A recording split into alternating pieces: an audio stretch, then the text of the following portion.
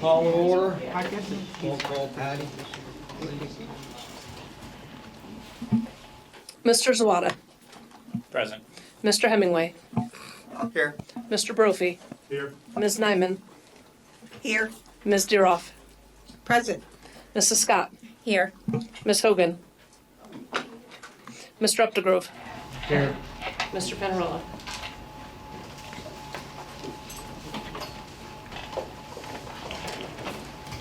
Could everybody please stand for the pledge of allegiance?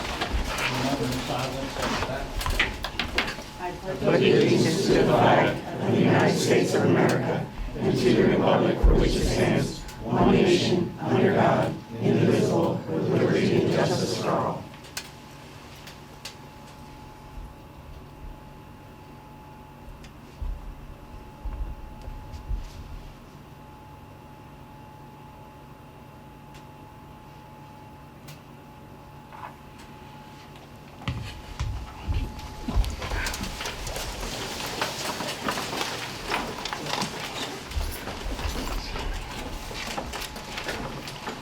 We have a public comment, period one. We have executive session.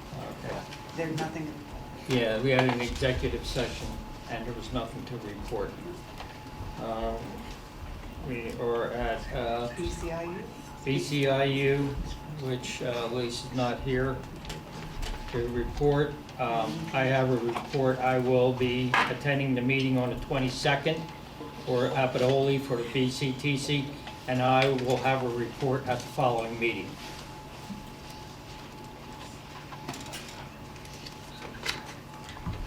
Public comment period one, speakers, we have none. Approval of the minutes. Discussion. Call for a motion. Brophy motion. What seconds? Next, we have the superintendent's. We have to- You have to take the vote. Mr. Zawada. Yes. Mr. Hemingway. Yes. Mr. Brophy. Yes. Ms. Nyman.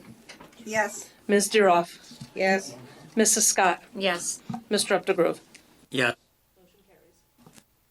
All right. Next is the superintendent's consent agenda. And before I start, I just wanted to give everyone a little bit of an update with respects to the state budget and our pre-K counts grant.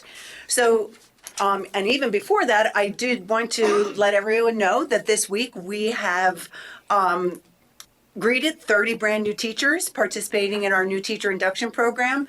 Yesterday, we opened up with them. It was wonderful to see all of the faces there in the library at the high school.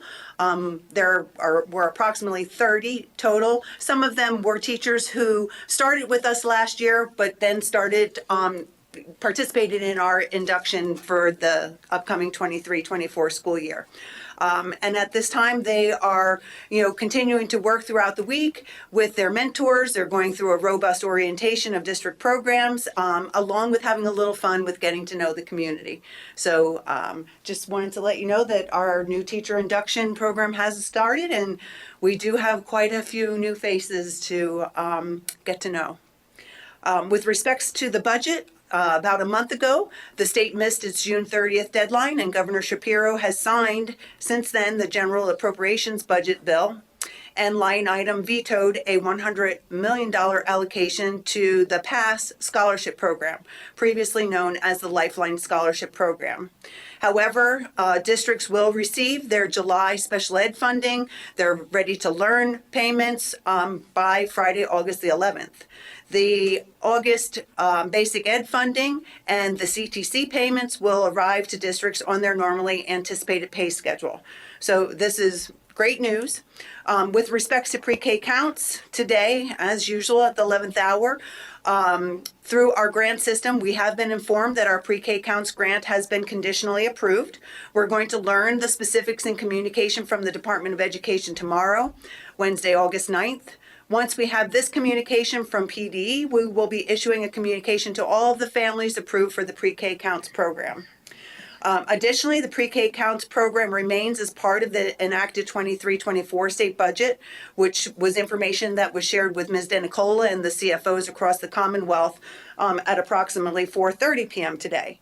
So while we do not know the conditions of the approval, should pre-K counts grant funding be altered in any way that would negatively impact the number of students or classrooms that we currently have, the administration would be coming back to the school board and asking if they would support any funding necessary to support our 3 pre-K counts classrooms. But as the day continued or the evening continued, we continued to receive more information. Mr. Stout was able to see in the grant that the allocated money that we have requested looks like it is there, and it's just a matter of it being formally presented to us. Can I ask a question on that? Certainly. Are we going to formally tell the people that the pre-K counts is starting on time? Yes, that I was just going to put a little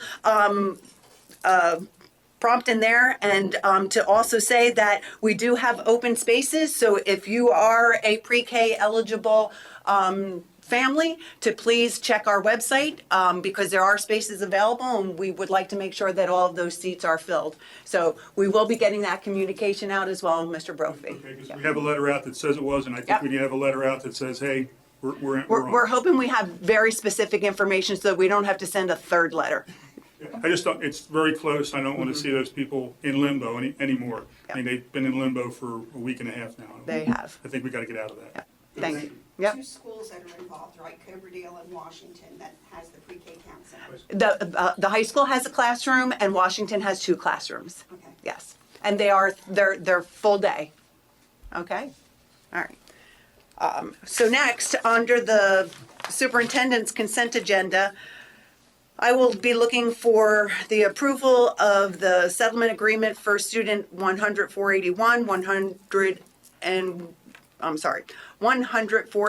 101-452, 102-482, 104-321, 241-073, the 2023-2024 school nutrition program agreement and tuition rates for the 22-23 school year, and estimated tuition rates for the 23-24 school year, as well as approval of investment institutions. So Nyman moves. thank you. Brophy seconds.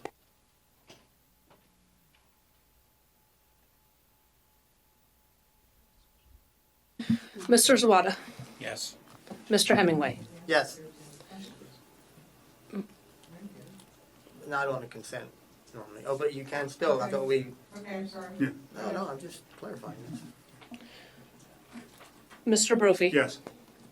Ms. Nyman. Yes. Ms. Deeroff. Yes. Mrs. Scott. Yes. Mr. Updegrove. Motion carries. Next, under the superintendent's itemized agenda, we will be looking for the school board of directors to approve the purchase of the UFLI elementary phonics program as presented. Daryl moves. So what a second.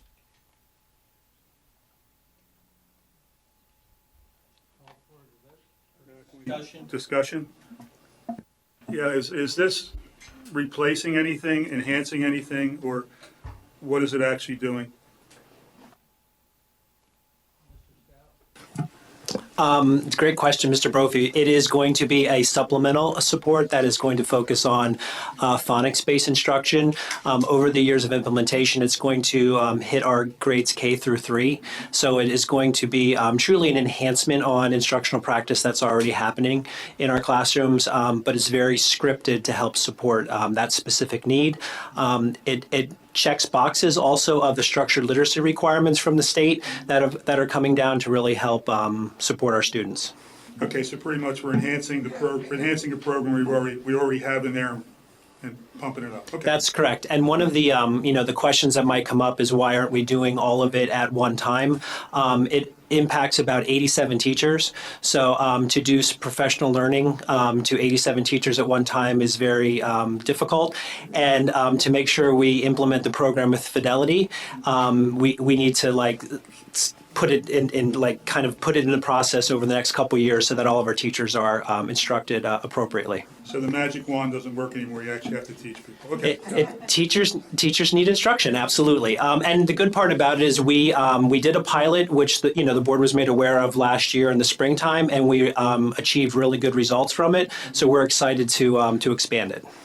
Is there going to be a way to report out results of this at any time in the near future, next couple of years after it's in? We could, but to your point, it probably wouldn't see immediate results because it would be the scattering over those multiple years that it's happening. So the ultimate goal as kids move through our elementary school system and move up, in grade 3 being the first actual officially tested year, you'd see results with that, but we take formative assessment results on our kids all the time. So we would be able to see like incremental growth that we could report out on. Yeah, that's what I'm looking for, just something to report that says this program is working and this is how we're showing it works. Okay. Absolutely, yep.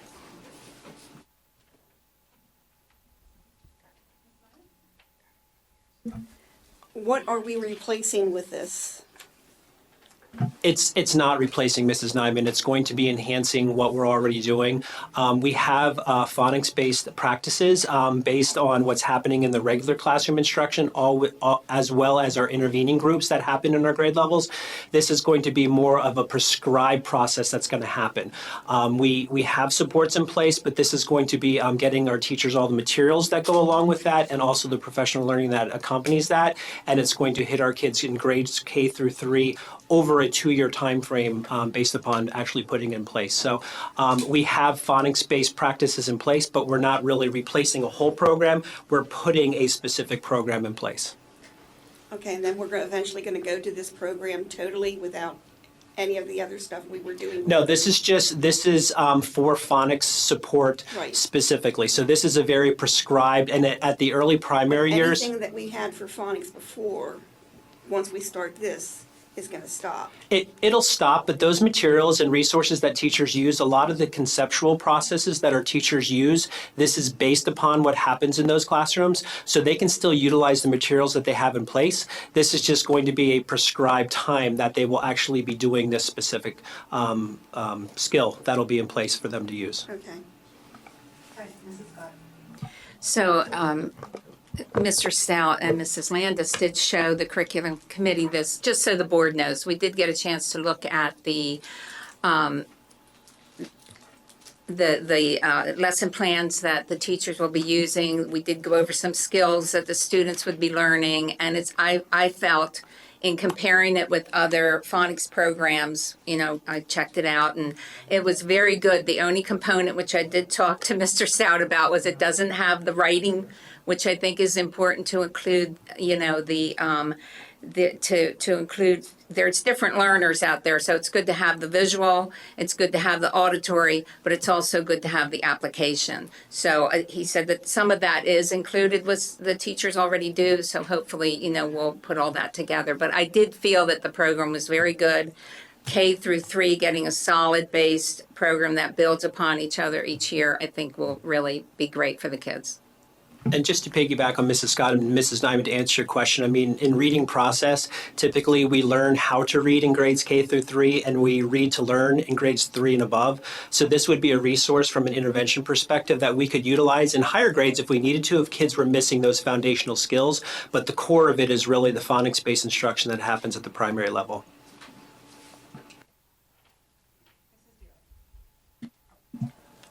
On that program, are we going to learn how to write cursive?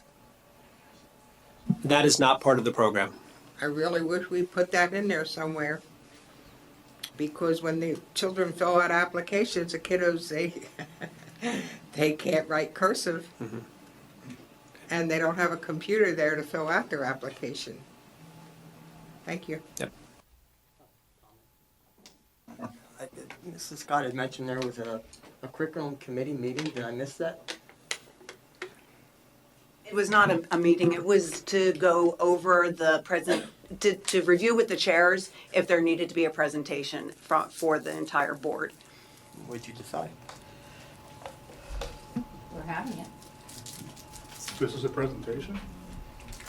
Well, do you have, you showed us a presentation. Were you planning on showing it here tonight? I'm sorry. No, I was not. Okay. After our follow-up to Okay. that was not part of the follow-up. Okay, I'm sorry. Okay, I'm content.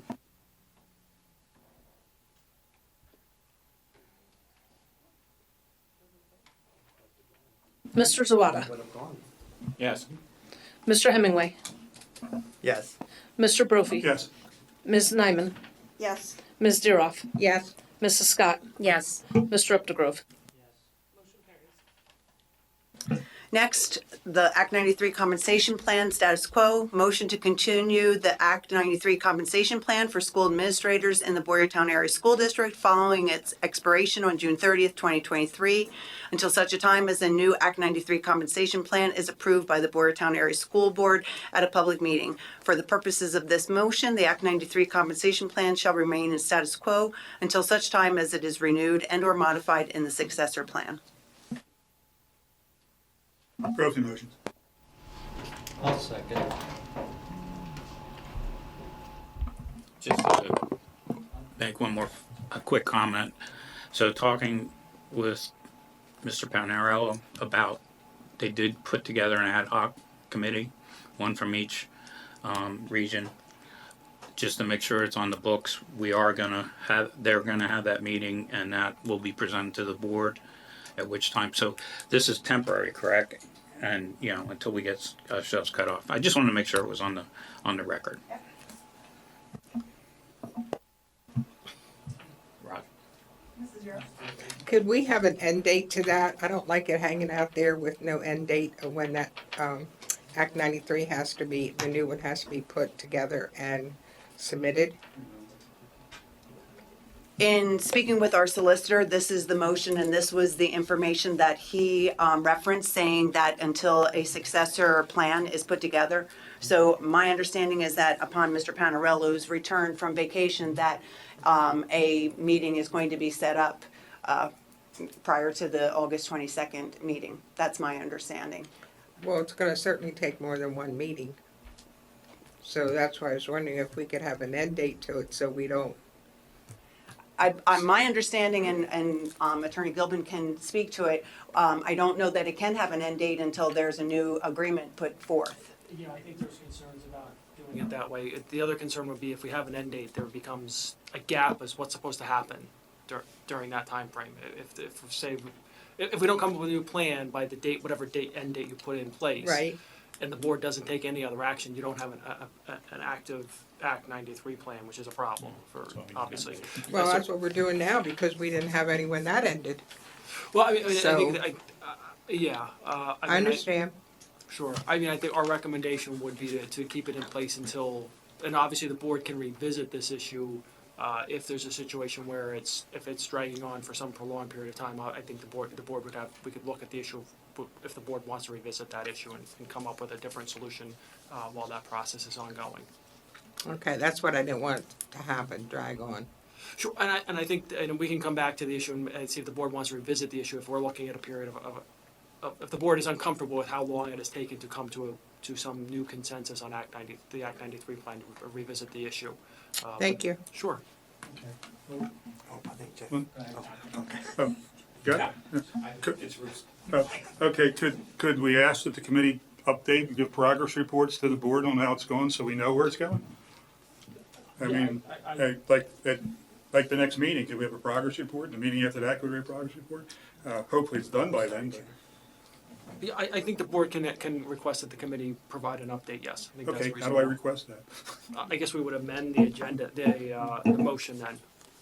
We motion to do a motion to amend the agenda to add in additional language that indicate to direct the committee that's working on this to provide updates to the board at the regular meetings. That's all I'm looking for.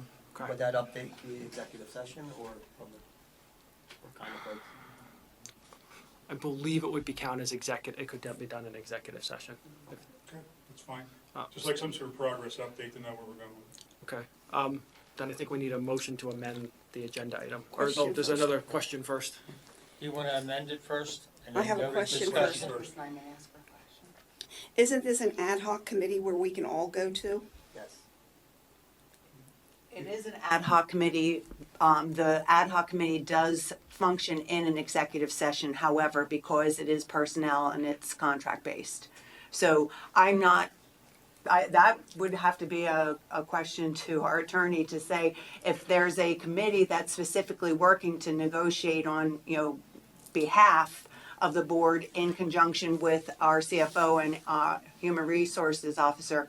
Does everybody participate? I don't believe that that's the way that ad hoc committee should be. I know ad hoc committees prior to this, we were all able to attend. It was just the three, one from each region, that were in charge of it. But all of us could attend. I think you're correct. I know I am, I did it. I need to double check our policy in terms of how we have the committee structure set up to answer that. I can dig into it and find out. Yeah, because all committees were welcome to attend, Yes. but not necessarily actively participate. It would run same as the census committee ran, where anybody could come, but the only people that could participate were the three ad hoc committee members. So, but if you're suggesting that we wait, have the meeting with everybody in, I don't think that's going to be very, I'm just Easy saying, to do. everybody could be there. yeah, but I think to me, it's better if we get an update from the committee members, rather than waiting for getting 9 board members to show up at those ad hoc committees. I don't think that's, Well, three can have a definite time, and whoever shows up on the board, that's on them.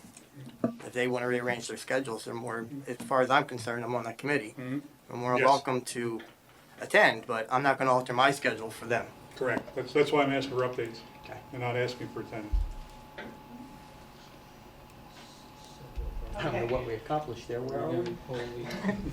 No, well, I think We're that- gonna add a motion to modify Yeah. the motion to provide for regular updates to the board. I make that motion. I'll second.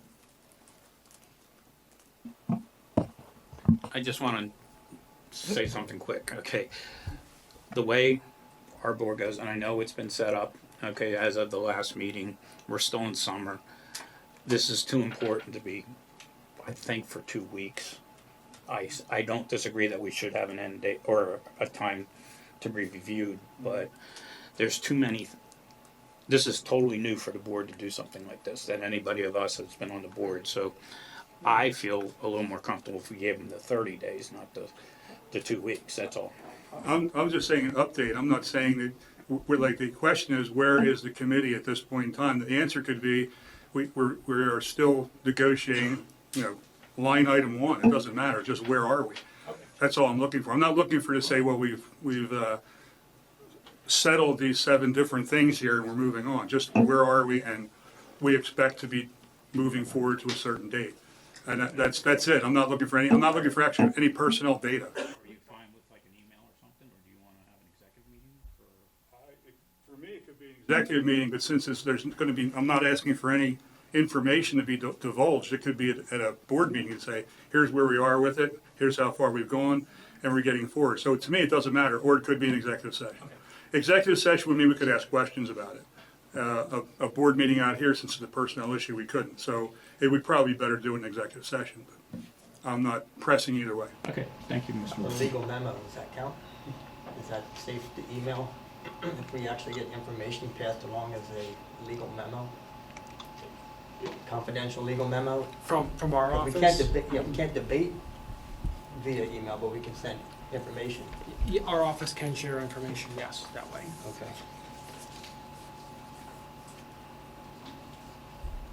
Okay. I call for a vote. A vote on the motion to modify to include updates to the board of the progress of the ad hoc committee and the Act 93 agreement. Mr. Zawada, Yes. Mr. Hemingway, Yes. Mr. Brophy, Yes. Ms. Nyman, Yes. Ms. Duroff, Yes. Mrs. Scott, Yes. Mr. Updegrove. Yes. Motion carries. And Yeah, we have to vote on the actual, the motion as modified. so now we will vote on the motion as modified. Mr. Zawada, Yes. Do we need a first and a second? we had Mr. Brophy and Mr. Updegrove. Okay. Yeah. Mr. Hemingway, Yes. Mr. Brophy, Yes. Ms. Nyman, Yes. Ms. Duroff, Yes. Mrs. Scott, Yes. Mr. Updegrove. Yes. Motion carries. Right. Okay, we're at We, public. nope, Not quite yet. Personnel. Personnel. So next we'll be looking for the Board of School Directors to approve the personnel agenda as presented. But before we move forward with first and second, I would like to draw the attention of our school board and community that we do have two resignations, and one resignation and a retirement that I would like to mention. We will be voting on the resignation of our secondary special education supervisor, Stacy Thierry. Stacy has worked as a secondary special education teacher at Bash, the transition coordinator, and her current position as secondary special education supervisor. We also would like to recognize Dr. Foley and his retirement announcement. Dr. Foley has been with the Boyertown Area School District for 11.5 years, serving as an assistant principal and then as principal of Boyertown Area Senior High School. So on behalf of the school board and administration, we would like to wish Stacy and Dr. Foley the best of luck. One other appointment that we have this evening is that we are going to be seeking the approval for our third school police officer, Mr. Alexander Bohm. He comes to us with an extensive background in law enforcement and will be an asset to our school police department. We will have an opportunity for our local police departments to meet with Officer Bohm, as well as have him visible in our buildings that he'll be covering, which are Middle School West, Boyertown Elementary, Culbertdale Elementary, and Earl Elementary, and be there for those back to school and parent nights, so they have an opportunity to meet them as well. So at this point, I would like to have the Board of School Directors approve the personnel agenda as presented. Nyman moves. Zawada second.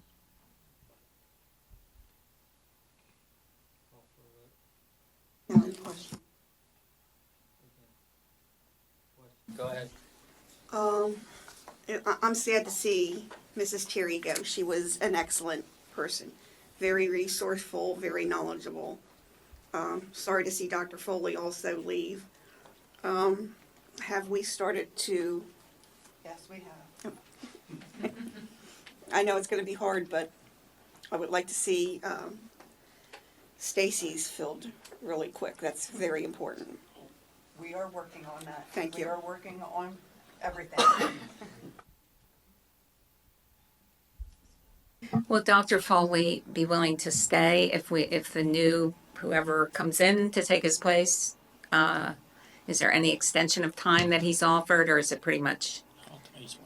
He has not spoken to us about the extension of time. Okay. I'm sure that he would assist in, helping to transition anyone, should that need be there. Okay. Mr. Zawada? Didn't he in the resignation letter say that it was through to be middle of October? Yes. So he'll be here. He'll be here until at least the beginning of October. Okay, Yes. thank you. Mrs. Torsia, just really quick, just being Colbrookdale's principal for the years that I was, I'd be remiss if I did not give a shout out to Mrs. Rosalie Stoos. She was a recess cafeteria monitor for Colbrookdale for 45 years. And, many people in this room, if you multiplied their age times 2, would not even be to the amount of years that she was a playground aide. And she did the same position every year, and she did it very well. So the 9 or 10 years that I was in the building, she was a mainstay. Miss Johnson's out here. So I just feel I need to give a shout out to her because she, bless her soul for what she did to that building. So I wanted to make sure I recognize that. Thank you. Yeah. I appreciate that.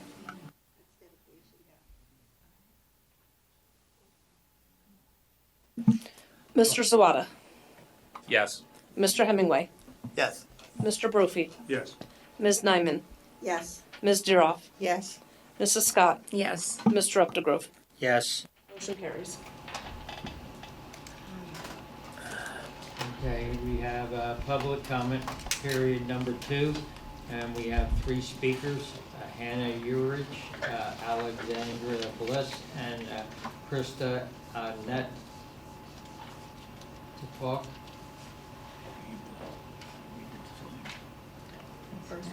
Yep, first one.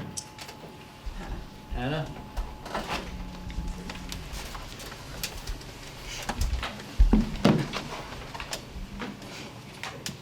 Thank you. Good evening. My name is Hannah Ulrich, and I'm a rising senior on the Boyertown hockey team. I've been playing field hockey since 3rd grade when I was involved in the Optimist program, and I also compete at the club level and will compete at the collegiate level. This program has given me so much, so I want to take the time today to give back and share the student-athlete perspective on Boyertown and turf, or its lack thereof. This year, my senior night will take place at OJR. It's a shame, and honestly a little embarrassing, that something I've been looking forward to since I was an Optimist won't be happening at my own school. But I would rather be competing on turf than on grass. Grass is an anomaly in the sport of field hockey. International and collegiate teams only compete on turf, as do teams at the club level. If one's on a club team, this means that they compete with a team outside of school, and usually includes higher intensity and skill level. Many girls in the PAC, District 1, and the state of Pennsylvania participate in club. Our area of Pennsylvania is actually a field hockey hotspot. This means that skill level is higher, pace is faster, and if a team is not prepared for that, they will not succeed. The key to this preparation is turf. In 2021, we beat Methacton in overtime to advance to the PAC championship for the first time in years. To prepare, we went to 422 Sportsplex, which we fundraised money to be able to rent, and practiced. We didn't have enough money that year to go every day, so some days we were stuck at school. Luckily, we purchased a strip of turf using our fundraiser and had it rolled out on the softball infield. We practiced the exact goal that tied the PAC semifinal with that little strip. Without turf, I am positive we would not have even been competing in that PAC semifinal, let alone winning it. Field hockey would not be the only beneficiary. I am also a member of the girls lacrosse team, and there were many times this season that, due to the inclement weather, our fields were too wet to practice and play games on. Games were postponed or moved to the opponent's turf field, and practices were condensed for the gym. Someone would have gotten seriously hurt if we attempted to play a fast-paced game of lacrosse on that grass field, the field turning to mud from our steps. Turf would have solved this problem. The field hockey team has overcome so many obstacles to be competitive, certainly more than most. Having turf at Boyertown would not only make it easier for our field hockey team to succeed, but also benefit many other sports. I understand turf is expensive and an investment that must be taken seriously, but it is also an investment in our student athletes. I also feel that just because field hockey does not have a male counterpart making Title IX inapplicable does not mean that our needs should be ignored. When the board discusses turf fields, I hope that the student athletes, who are the beneficiaries, will not be forgotten but prioritized. Thank you.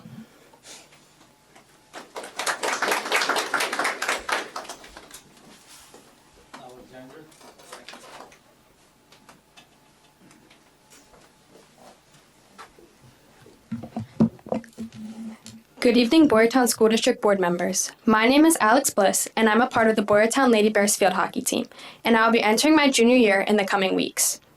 I have been a part of the Boyertown field hockey program since 2nd grade.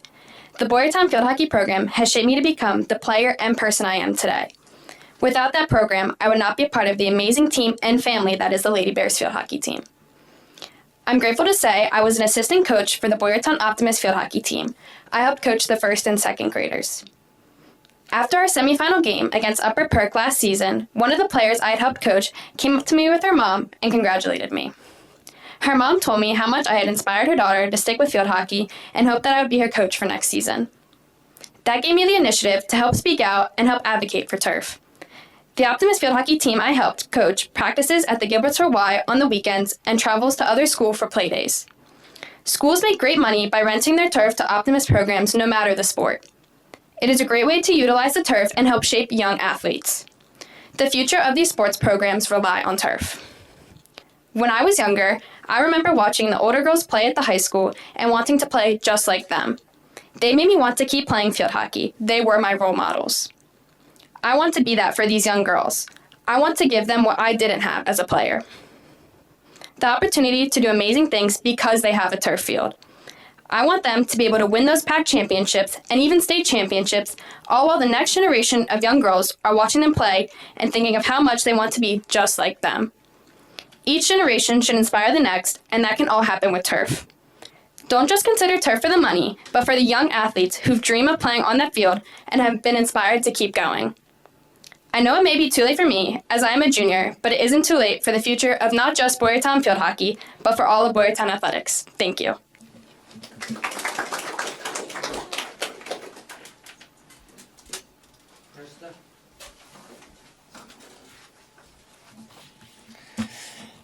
Good evening. My name is Krista Arndt, mother to a daughter, soon attending BASD, and technology executive recognized regionally and nationally for my STEM advocacy, mentorship, and support work in speaking engagements. News of Mr. Pennington's resignation as a BASH TSA advisor has raised concerns about the negative impact which may result. Mr. Pennington has served for 15 years as a pillar in our kids' lives, dedicating over 600 hours of his personal time as a trusted advisor, providing them with a method for advancing their capabilities. During his tenure, BASH TSA members achieved countless accomplishments at the state and national level. In addition, TSA is deeply involved in supporting other fundraising events that affect the entire Boyertown community.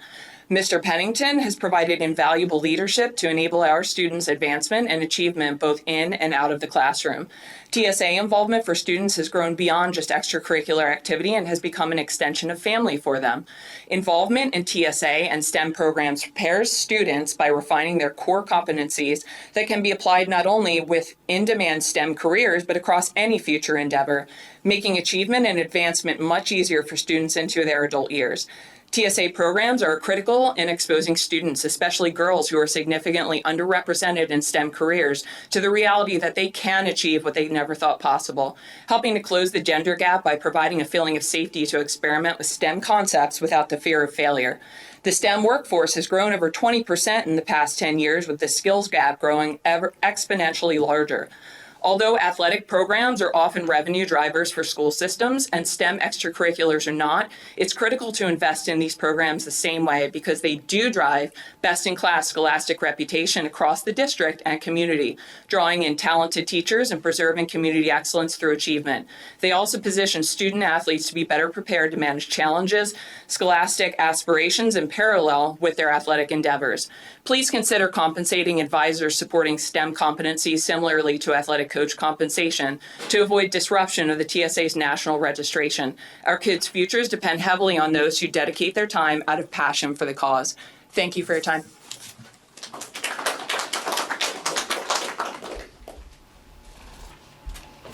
Board comment? Start right, we'll go around. Yeah. You don't have anything? Okay, real quick, just to remind everybody, the turf is on the next meeting to be discussed, and hopefully we move forward that we can start getting some numbers. First, I want to congratulate Officer Bone for joining our crowd, and we appreciate his background and expertise and look forward to a safer school. I want to thank Dr. Foley, Mrs. Turin, and Mrs. Stouse for all their work and wish them the best of their luck in retirement.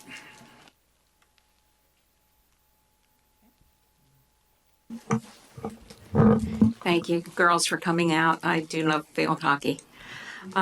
Certainly we'll look at turf. We will definitely take what you say. I would never put the boys first. Let's just put that out there right now. The other thing, I want to welcome Officer Alex. I think he's going to be a great addition. I appreciate what he's going to bring here, and thank you all for coming.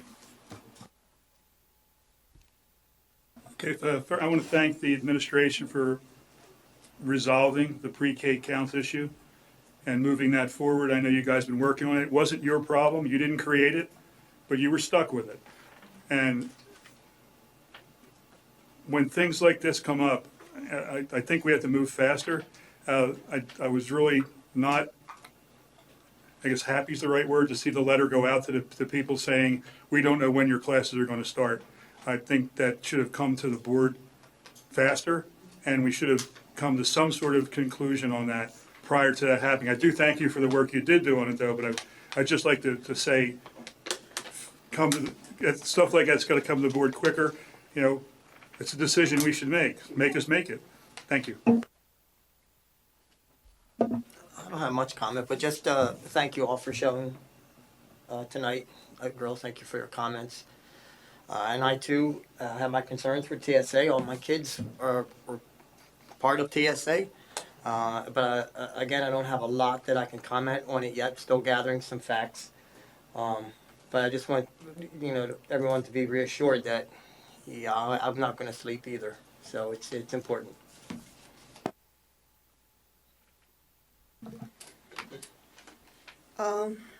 Congratulations to Officer Bowman for coming here.